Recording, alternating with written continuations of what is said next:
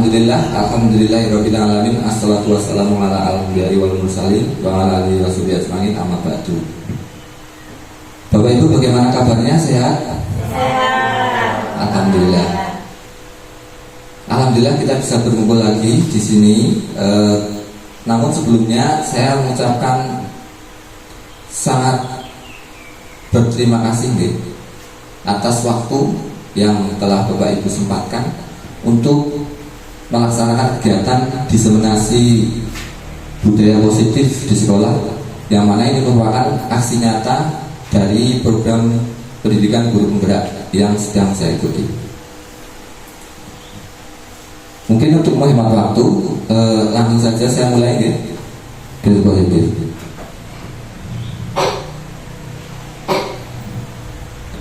Nah, kira-kira nanti rundown acara yang akan kita laksanakan sebenarnya nanti pembukaan, kemudian ada diseminasi, tanya jawab dan penutup.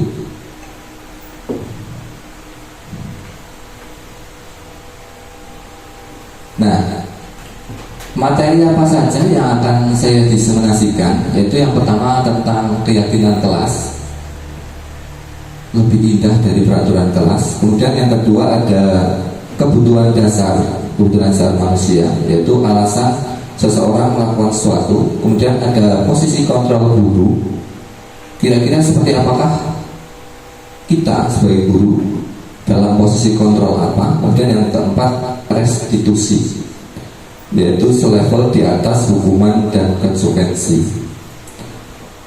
Nah, sebelum saya memaparkan, saya pertama kali mempelajari tentang budaya positif itu di PMM sebelum PGB, terutama ketika restitusi. Tetapi ketika pada pendidikan guru penggerak di modul 1.4 itu lebih detail dan lebih, karena belajar mandiri kan kita kadang nyekip itu ya. Tapi kalau sambil dengan tugas dan penjelasan, jadi lebih punya cara untuk menghadapi karakteristik anak yang berbeda-beda dengan kasusnya gitu.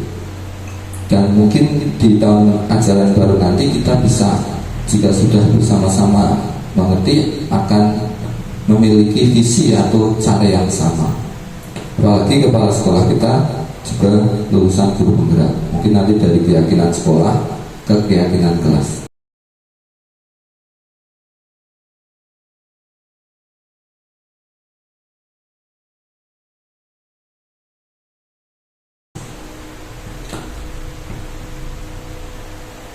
Nah, yang pertama keyakinan kelas dulu. Saya sudah mempraktekannya dan membuat, walaupun setelah saya ikut PGB itu ada kekeliruan sedikit tetapi langkah-langkahnya sudah benar.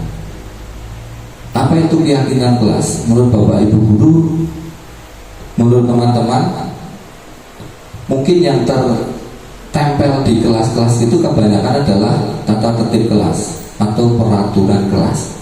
Kira-kira peraturan kelas dan keyakinan kelas berbeda atau sama? Menurut Bapak Ibu, kita konstruksikan pikiran kita, peraturan kelas dan keyakinan kelas itu sama atau tidak? Beda. Bedanya apa, Bu Taman? Bedanya apa? Menurut saya, kalau peraturan itu yang membuat seperti pihak sekolah gitu loh. Kalau keyakinan itu kesepakatan dari warga sekolah itu. Oke, Dari situ. terima kasih Bu Jamal. Beliau terus Bu Jamal.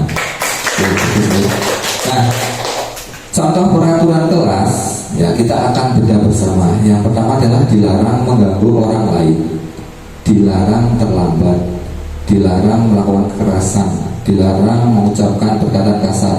Di situ juga ada dilarang membawa senjata tajam, dilarang berkelahi dan lain sebagainya. Tetapi kalau keyakinan kelas lebih simple, lebih kata-katanya lebih positif, bedanya gitu. Katanya lebih diefektifkan, dipersingkat. Jika ada yang sama dijadikan dalam satu kata, sehingga anak-anak mempunyai keyakinan. Kalau dalam agama kan ada keyakinan Islam dan lain sebagainya. Nah, ini menjadi keyakinan yang berdasar pada kebajikan universal, humanity, kebaikan, peduli dan lain sebagainya. Jadi anak-anak supaya punya keyakinan ketika kita melakukan restitusi, nah nanti melakukan itu bisa ditanyakan kira-kira keyakinannya apa. Nah, keyakinan kelas itu contohnya menjaga ketertiban saat pembelajaran berlangsung, datang dan pulang tepat waktu, bersikap baik kepada teman, menjaga perilaku dan tutur kata atau dan lainnya. Bedanya apa? Kalau yang tadi ada kata dilarang, jadi kata-katanya lebih positif dan lebih simple, jangan terlalu banyak. Itu saya buat kayaknya kelas, tapi sebenarnya itu kata-katanya itu masih agak keliru. Itu untuk tingkat SMP sebenarnya. Kalau untuk anak SD ya, seperti tadi, karena itu untuk anak SD agak berat ya. Walaupun saya buat lebih menjadi 3 itu dari banyak peraturan jadi 3. Oke, gitu ya. Jadi tadi pertama ya sudah benar ya. Jadi intinya peraturan kelas itu banyak dan kata-katanya bisa keras, tetapi kalau keyakinan kelas itu lebih positif.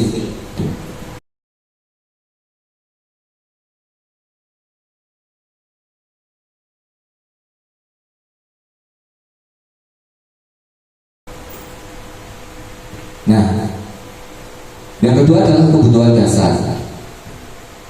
Manusia itu memiliki kebutuhan dasar, 5 kebutuhan dasar. Yang pertama adalah bertahan hidup.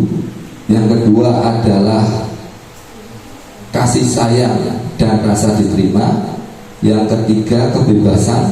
Yang keempat kesenangan. Dan yang ketiga penguasaan. Kalau zaman dulu ada piramid kebutuhan gitu ya. Jadi yang paling pertama pasti bertahan hidup. Ingin bertahan hidup, orang bekerja ingin bertahan hidup, dia orang gengsi gitu ya. Mau jadi apapun yang penting bertahan hidup, itu secara kasarnya. Dalam murid pun seperti itu. Ketika melakukan sesuatu, ada murid yang cari perhatian, kira-kira di kelas, itu berarti dia kebutuhannya apa? Rasa kasih sayang. Karena mungkin di rumah tidak mendapatkan kasih sayang. Murid yang di kelas ketika pembelajaran semangatnya dolanan dewi dan lain sebagainya, mungkin kebutuhan dasarnya adalah kesenangan atau kebebasan. Nah, mungkin ada murid yang pengen diakui, pengen tampak gagah, yaitu penguasaan. Jadi kita harus tahu 5 kebutuhan dasar manusia ini secara umum ya. Karena murid berperilaku pasti sesuai kebutuhannya. Jadi kita bisa paling tidak bisa mengamati, mengidentifikasi, oh kira-kira ini murid lagi gula potong supaya penanganannya pas. Nah itu ya kebutuhan dasar manusia.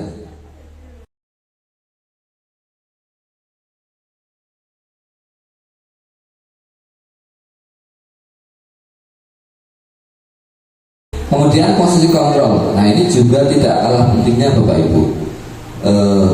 Posisi kontrol guru itu ada 5. Yaitu ada posisi dari bawah ya, penghukum, ada pembuat merasa bersalah, ada posisi kontrol sebagai teman, dan ada posisi pemantau, dan terakhir manajer.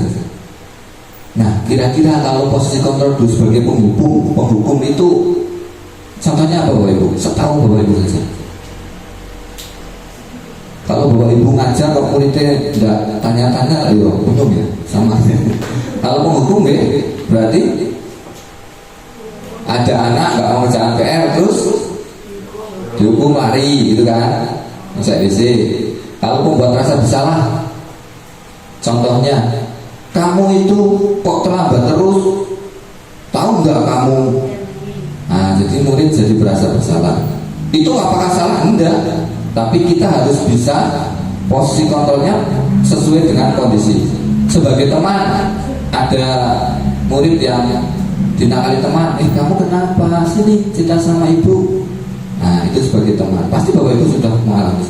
Sebagai pemantau itu mengawasi dan membuat anak mengikuti peraturan kelas. Dan sebagai manajer ini yang paling tinggi, yang diharapkan. Karena posisi manajer itu adalah posisi yang dapat melakukan restitusi. Jadi membuat anak yang melakukan kesalahan, dia menyadari kesalahannya dan kemudian berjanji tidak akan mengulangi lagi, menjadi anak yang lebih baik. Itu deh Bu Nova kan calon di sini pondasi Sumberwatu itu Bu Nova. Pak Kepala Sekolah nggih calon yang di sini lama, Bu Sri, sampai pensiun. Oke Bapak Ibu, jadi ini supaya lebih jelas, saya akan menayangkan video gitu.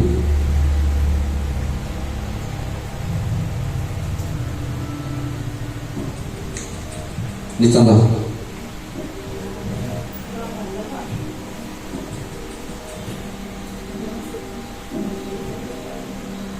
Naren, sini kamu. Selamat pagi Bu.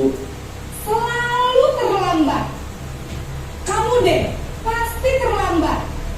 Maaf Bu, saya Apa? Apa coba? Alasan kamu apa lagi? Kapan sih kamu tidak terlambat? Malas sekali ya kamu jadi anak. saya Dasar pemalas. Gak kapok-kapok sih kamu. Sudah berapa kali terlambat? Sana, kamu keliling lapangan basket 2 kali. kenapa saya harus keliling lapangan basket Bu? Kenapa? Kamu melawan ibu. Berani-beraninya jawab. Sudah terlambat, masih berani jawab pula. Sekarang, keliling lapangan basket 5 kali sekalian. Biar kapok. Cepat. Pergi sana ke lapangan basket. Hukumannya kok orang tidak sesuai, tidak relevan. Nah sekarang aku buat rasa bersalah.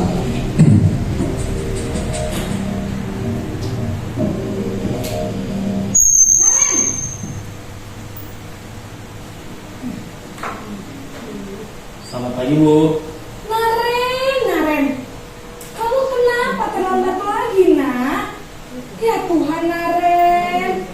Kamu senang ya bikin ibu susah ya?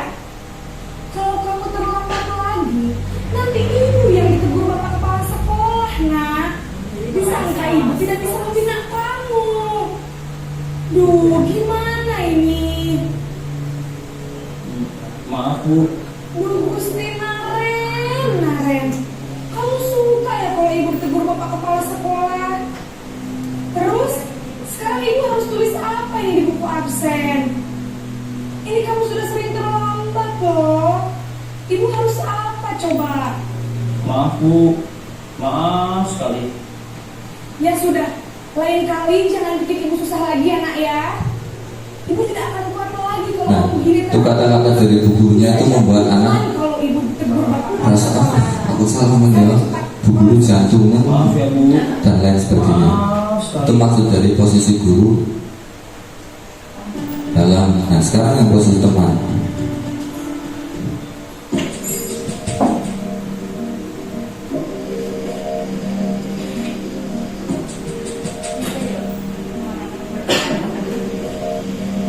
Naren,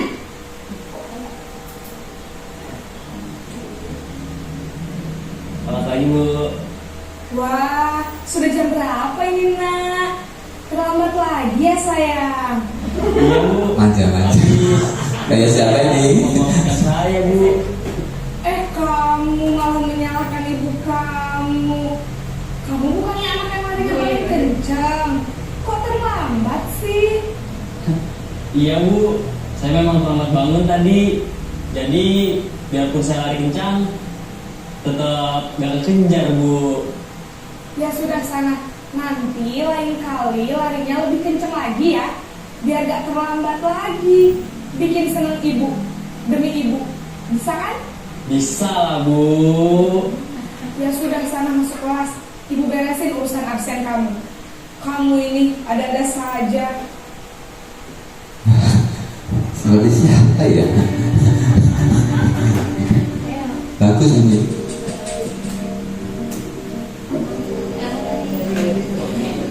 Posisi pemantau. Naren!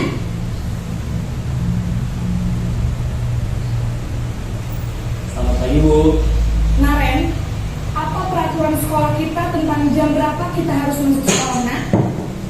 Kita harus di sekolah jam 7 Bu. Iya betul, sekarang sudah jam 7.20. Naren sudah tahu konsekuensinya jika terlambat hadir. Paham Bu, saya harus tinggal kelas pas jam istirahat selama 20 menit.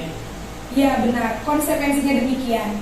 Jadi nanti jam 9.30 pas istirahat, kamu harus tinggal di kelas, kerjakan tugas tambahan untuk ketertinggalan kamu, ya? Baik Bu. Nah, kalau pemantau biasanya masuknya ke peraturan dan konsekuensinya apa?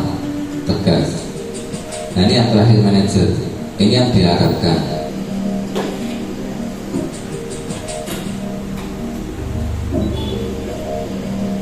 Naren!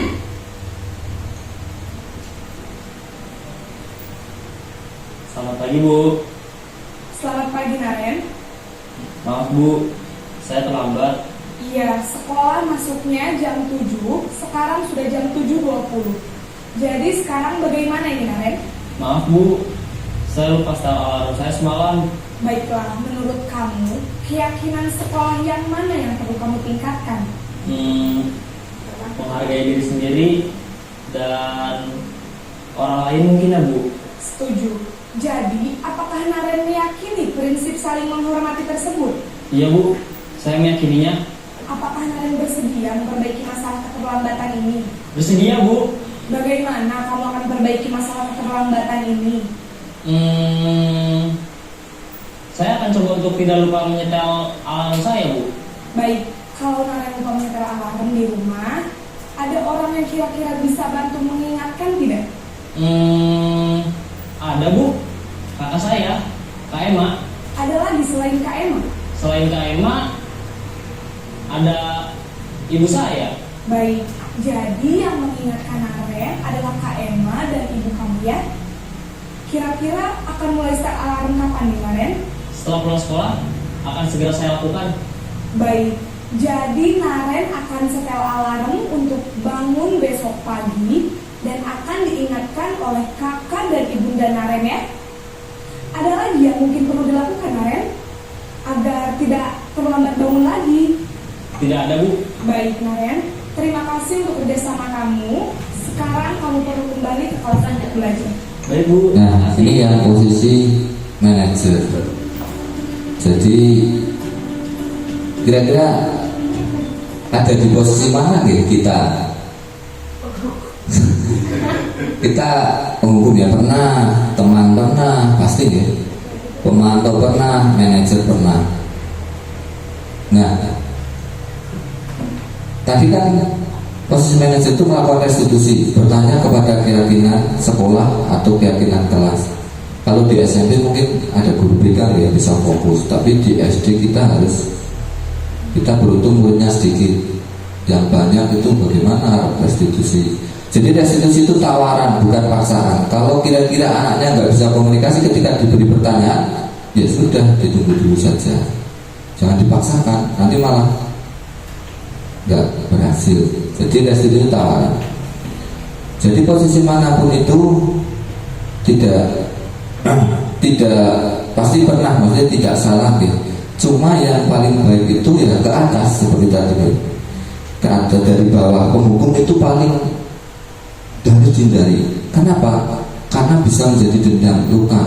Itu kata Gosen, Byron Gosen, kata yang membuat buku tentang restitusi. Membuat rasa bersalah juga membuat anak jadi tidak percaya diri. Itu yang perlu dihindari. Kemudian teman jadi anak kurang menghormati gitu, itu yang dihindari. Kemudian pemantau juga itu sudah bagus sebenarnya, ada konsekuensinya. Kamu melakukan ini konsekuensinya apa dan lain sebagainya. Dan yang paling dituju itu adalah manajer, karena pada manajer bisa melakukan yang namanya restitusi.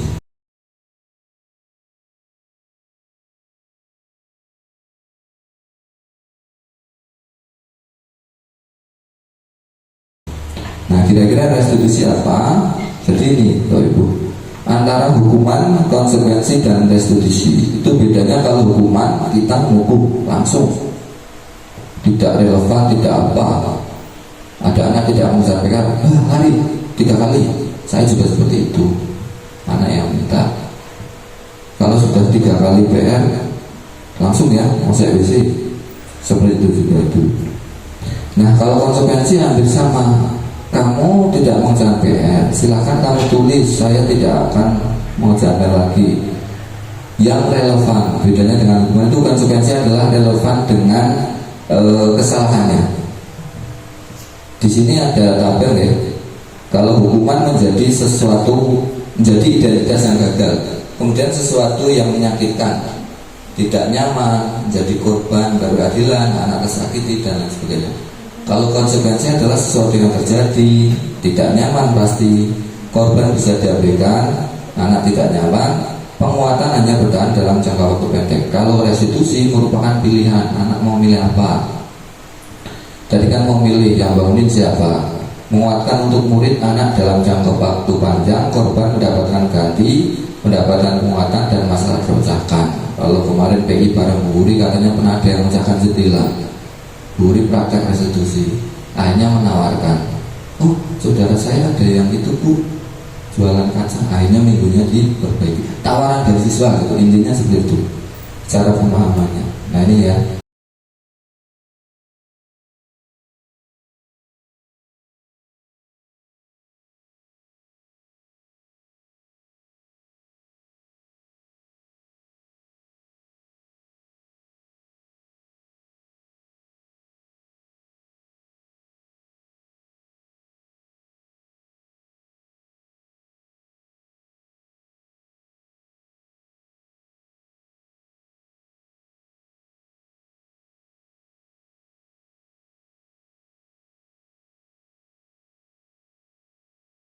Nah, segitiga restitusi ini ada 3 Bapak Ibu yang perlu kita ketahui langkahnya. Ada yang pertama menstabilkan identitas, ada yang kedua validasi tindakan yang salah, yang ketiga menanyakan keyakinan. Maka keyakinan kelas dan sekolah itu penting karena kita harus menanyakan keyakinannya. Langkah pertama dalam budaya positif yaitu kita harus membuat keyakinan, merumuskan keyakinan selain bisnis. Jadi menstabilkan identitas contohnya apa? Jadi anak jatuhkan, pecahkan kaca atau lambat, tidak apa-apa, ada yang pernah melakukannya, kamu tidak.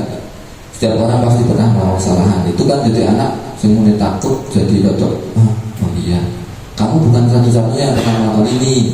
Oh iya toh, jadi rodok. Nah, kemudian yang kedua ada validasi tindakan salah, contohnya yaitu terhadap kebutuhannya apa. Kamu pasti punya alasan mengapa melakukan itu. Adakah cara yang lebih efektif untuk mendapatkan apa yang kamu butuhkan? Tidak usah bungok-bungok, tidak usah melempar batu, contohnya seperti itu. Keyakinan kelas apa yang telah sepakat itu, menanyakan keyakinan itu segitiga terakhirnya, menanyakan keyakinan, kemudian berusaha memperbaikinya seperti apa.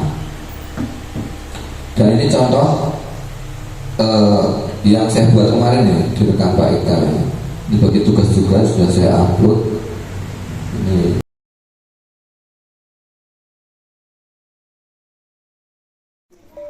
Segitiga restitusi merupakan salah satu cara menghadapi perilaku murid yang tidak sesuai dengan keyakinan kelas. Berikut contoh penerapannya.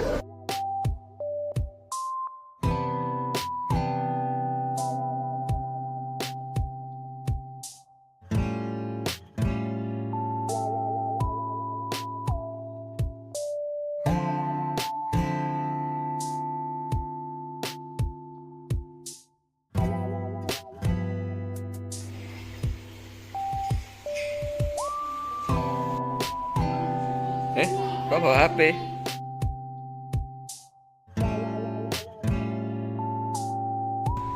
Apakah benar kamu membawa HP hari ini? Tidak apa-apa, kamu bukan satu-satunya yang pernah.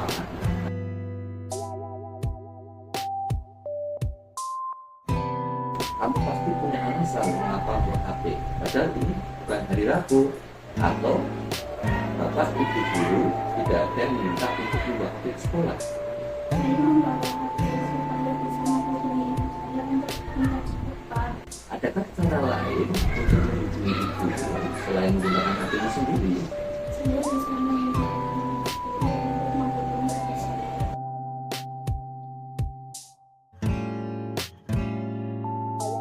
Kemarin kita telah membuat kegiatan kelas. Bahkan ada masyarakat tentang keyakinan kelas tidak semua dalam menggunakan HP Ya Pak, saya dengar. Apakah kamu setuju dengan keyakinan kelas tersebut? Ya Pak, saya setuju. Nah, sekarang untuk memperbaiki hal ini, apa yang akan kamu lakukan? Untuk ini saya akan menuliskan hadiah saya kepada Pak Guru sebagai pelajaran terakhir dan berjanji tidak akan mengulanginya lagi.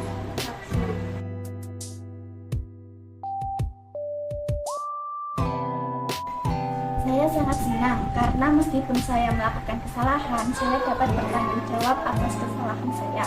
Selain itu, Pak Guru juga sangat baik telah menawarkan pemecahan masalah kepada saya, sehingga saya dapat memilih sendiri pemecahan masalah mana yang akan saya gunakan. Penerapan segitiga restitusi merupakan salah satu upaya dalam membangun budaya positif di sekolah. Mari bersama-sama kita wujudkan budaya positif di sekolah agar di sekolah menjadi tempat yang menyenangkan untuk belajar dan tumbuh kembang anak-anak bangsa.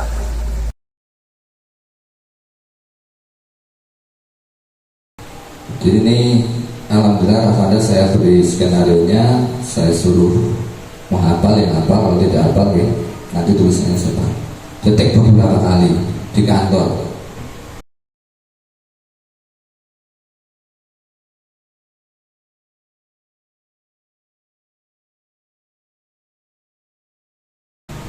Nah, itu ya tentang segitiga restitusi, tentang budaya positif yang saya sampaikan. Sekarang silakan sesi tanya jawab ya. Bapak Ibu yang ingin bertanya, silakan tanya. Mungkin ada yang bertanya? Ya, silakan. Terima kasih atas waktunya. Terkait segitiga restitusi, kita juga dapat inspirasi dari Dedi tentang segitiga restitusi, terutama ada kelas saya kemarin gitu ya, karena kelas saya adalah kelas yang luar biasa gitu ya. Jadi banyak sekali anak-anak yang memang membutuhkan apa yang namanya perhatian lebih gitu. Tetapi apa ya, saya mengalami juga ketika untuk menerapkan segitiga restitusi, artinya apa ya, awalnya segitiga restitusi itu kan kita kesepakatannya bareng-bareng satu kelas gitu ya. Kemudian pada penanganannya per individu itu nanti ada 1-2 anak yang apa ya namanya, ternyata tidak meyakini bahwa itu keyakinannya gitu. Nah, untuk anak-anak yang seperti itu kira-kira apa yang bisa dikerjakan gitu, apa yang bisa dilakukan untuk anak-anak yang seperti itu. Begitu Pak. Terima kasih. Ada lagi? Terima kasih, saya jawab dulu ya. Terima kasih Pak Eka, pertanyaan yang bagus. Jadi ketika anak-anak itu sendiri tidak yakin dengan keyakinannya gitu, pasti keyakinan kelas yang dibuat. Lalu bagaimana? Nah, langkahnya adalah kita membuat keyakinan kelas itu berdasarkan pendapat dari anak-anak. Jadi anak-anak menuliskan di buku, kira-kira kamu di kelas pengen apa sih kelasnya? Saya ingin ini dan lain sebagainya. Setelah itu dikumpulkan, difilter oleh guru dan dijadikan satu tema, jadikan kata-kata positif. Jika anak terlibat, dia merasa aku melu urun, paling tidak harapan kita dia merasa memiliki peraturan itu atau keyakinan kelas itu dan berusaha untuk ketika ditanyakan. Setelah itu dikerahkan untuk disuruh menghafalkan. Nah, ketika merasa ingat nggak keyakinan kelas kita apa? Bahwa saling menghormati bersama orang lain, berarti mengecek gak baik.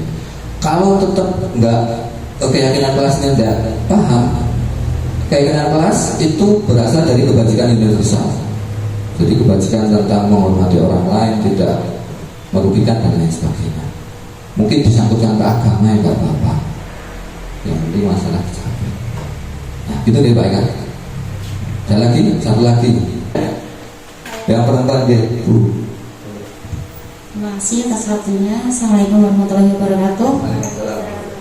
Saya mau bertanya Pak tentang tadi penawaran kepada siswa dalam menyelesaikan suatu masalah di sekolah ketika di kelas.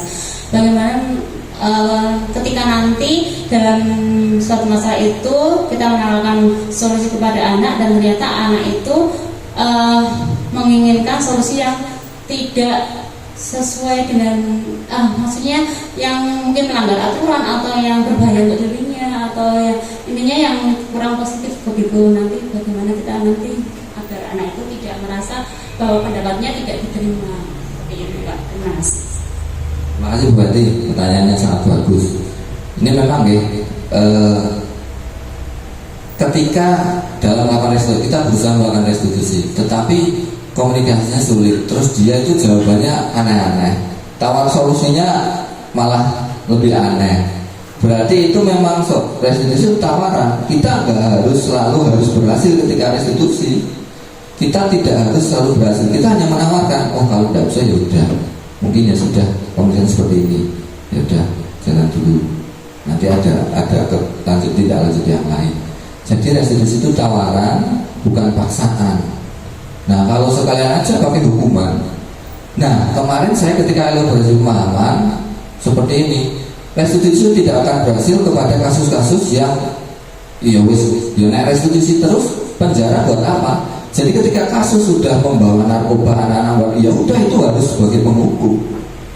Nggak harus juga kamu nggak mau narkoba kenapa? Alasanmu apa ya? Kelamaan.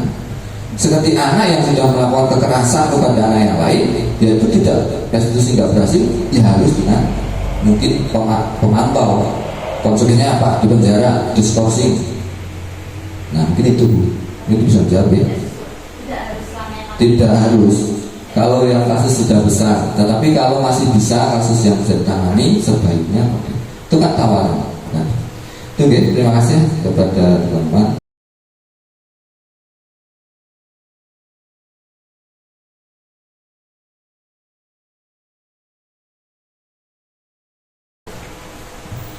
Ya, terima kasih atas waktunya Pak Didi. Saya ucapkan terima kasih ke Pak Didi telah mau membagikan salah satu ilmu yang ada dalam pendidikan calon guru penggerak, yaitu adanya disiplin positif. Ya Bapak Ibu semua, disiplin positif ini merupakan salah satu ilmu yang mencoba untuk kita terapkan di lingkungan sekolah, khususnya di kurikulum merdeka. Jadi di kurikulum merdeka nanti ke depan, karena kita kelas 1 sampai 6 itu sudah merdeka. Nah diharapkan nanti di setiap kelas itu ada penanaman disiplin positif, yaitu keyakinan kelas dan lain sebagainya. Nanti akan ada runtutan untuk yang lainnya. Kemudian untuk yang posisi kontrol tadi, itu tidak hanya berlaku untuk murid, itu berlaku juga untuk pasangan kita sendiri, anak kita. Jadi itu ilmunya itu bukan terbatas untuk murid. Jadi bisa kita terapkan mungkin di pasangannya, mungkin mau dihukum atau mau sebagai teman atau sebagai manajer, itu tergantung kita. Jadi ilmu ini sangat bermanfaat. Kemudian untuk yang restitusi tadi itu salah satu alternatif untuk kita gunakan dalam memecahkan masalah yang ada di kelas. Jadi sebisa mungkin kita dengan restitusi, karena itu sudah banyak yang mempraktekkan dan hasilnya lebih bagus daripada kita langsung memberikan hukuman. Jadi itu saja. Selamat kepada Pak Didi. Semoga ilmu ke depan dapat berbagi lagi untuk teman-teman yang lain. Dan semoga di sini jika nanti ada pembukaan untuk guru penggerak, saya selaku kepala sekolah mendorong untuk mendaftar dan mengikuti pendidikan guru penggerak. Mungkin itu saja Pak Didi. Singkat. Terima kasih. Terima kasih Pak Kepala Sekolah Pak Ahmad Wahyudin yang telah memberikan penguatan kepada kita semua. Benar sekali nih, bahwasanya tidak berlaku di kelas itu karena teori manusia yang disampaikan oleh Dr. William Dresser dan Diana Gosen ya kan, tentang restitusi. Saya juga praktekkan ke anak saya dulu, baru praktekkan murid. Nah, masuk murid kayak mau karo anak balai pol. Nah, itu terakhir saya tutup karena sudah menjelang itu pakai pakai saja. Ini pantun maaf. Ini bukan pantun saya tapi tidak apa-apa. Jika kamu berlibur ke pantai, jangan lupa membawa kurma.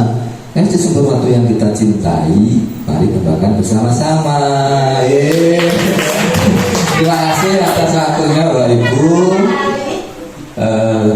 Selamat bekerja kembali. Salam mendidik dan salam bahagia selalu. Bila terjaya, assalamualaikum warahmatullahi wabarakatuh. Waalaikumsalam. Terima kasih Bapak Ibu, monggo makan siang sudah tersedia.